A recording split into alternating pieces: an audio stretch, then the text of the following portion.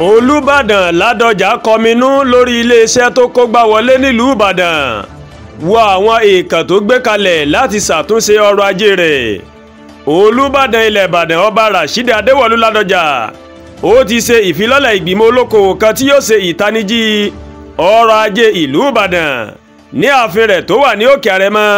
Ó ní ìfilọ́lẹ̀ náà ló ti wáyé ní ọjọ́bọ̀ Thursday tí ń ṣe ọjọ́ 23 oṣù kẹwàá yìí ní ìlú Ìbàdàn. Ìyálájé ìyálóde tó ti jẹ mínísítà fún ìgbà méjì rí ní Nàìjíríà olóyè Oníkẹ́pẹ́ Àkàndé àti olórí àwọn òṣìṣẹ́ ní Nàìjíríà tẹ́lẹ̀ rí ọ̀jọ̀gbọ́n Dàpọ̀ Afọlábí ó ní ọba Ládọjà ó mà ló mọ̀ yàn gẹ́gẹ́ bí alága ìgbìmọ̀ náà. Àwọn míì tí wọ́n jẹ́ ọmọ ìgbìmọ̀ náà ni ọ̀gá àgbà ilé ìfowópamọ́ First Bank tẹ́lẹ̀ olóyè Adélọ́dún Ọláìyá, ọ̀mọ̀wé Kazeem Adédùtàn Bàdà Olúbàdàn, olóyè Dọ̀tun Sànúsí àti àgbáòye Kọ́lá Karim. Àwọn ọmọ ìgbìmọ̀ míì tún ni Arẹ́gbẹ́ ọmọ Balógun, olóyè Taofik Adégbóyèga Adégòkè àti olóyè Tajudeen Àrẹ̀mú tó jẹ́ olórí àwọn òṣìṣẹ́ ní ìpínlẹ̀ Ọ̀yọ́ tẹ́lẹ̀ rí. Olóyè Àrẹ̀mú ni ọba Ládọjà yàn gẹ́gẹ́ bí akọ̀wé ìgbìmọ̀ náà. Àwọn ọmọ ìgbìmọ̀ míì ó ní ààrẹ àjọ LCCI tó ń rí sí kátàkárà àti okòwò ní ìpínlẹ̀ Èkó tẹ́lẹ̀. Bákan náà ni Alhaji Rẹ̀mí Bello Àgbàkẹ́ Atáyéṣe ilẹ̀ Ìbàdàn, olóyè Yomi Ìdòwú, olóyè Owólabí Ọládẹjọ àti alága ìgbìmọ̀ aláṣẹ àjọ àwọn ògbóǹtarìgì akọ́ṣẹ́mọṣẹ́ òṣìṣẹ́ ilé ìfowópamọ́ CBN tẹ́lẹ̀ ọ̀mọ̀wé Báyọ̀ Olúgbèmí.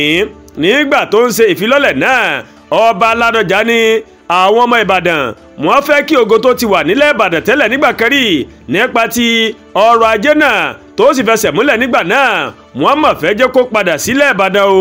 Ládọjà ní nǹkan tí àwọn èèyàn bèrè ní wípé níbo ni iléeṣẹ́ Leyland wà, níbo ni iléeṣẹ́ EZ Battery wà, níbo ni iléeṣẹ́ Wire and Cable níbo ló wà, bákan náà níbo ni iléeṣẹ́ Isoglass àti Ferrodo ńkọ́. Látìgbà táwọn afọbajẹ tí wọ́n ti buwọ́lu ìyànsípò mi ní oṣù keje tó kọjá ìlà ti gbìyànjú láti ṣèwádìí ohun tó mú káwọn iléeṣẹ́ yìí kí wọ́n mọ̀ kó gbá wọlé nílùú Ìbàdàn. Báwo ni a ṣe lè dá wọn padà tí ọ̀pọ̀ ọ̀dọ́ yóò fi rí iṣẹ́ ṣe níbẹ̀? Olúbàdàn ní gbogbo àwọn ọmọ ìgbìmọ̀ tó yàn ó ní wọ́n jẹ́ adarí iléeṣẹ́ ńláńlá àti gbajúgbajà oníṣòwò pẹ̀lú ìrírí tí yóò ṣèrànwọ́ fún ìlú Ìbàdàn. Akọ̀wé ìgbìmọ̀ náà olóyè Àrẹ̀mú tó sọ̀rọ̀ lórúkọ gbogbo ọmọ ìgbìmọ̀ ó má ṣèlérí o láti fi tọkàntara láti fi ṣiṣẹ́ tí kábíyèsí gbélé wọn lọ́wọ́. Olóyè Àrẹ̀mú ó ní ìgbìmọ̀ náà kò ní já Olúbàdàn àtàwọn ọmọ ìlú Ìbàdàn kulẹ̀ o, kí Ọlọ́run bá kú fún wọn ṣe. Àdúrà gba Olúwatóyìn ló ń kàròyìn sí létí láti kàn ní Ẹ̀yà Yorùbá World TV.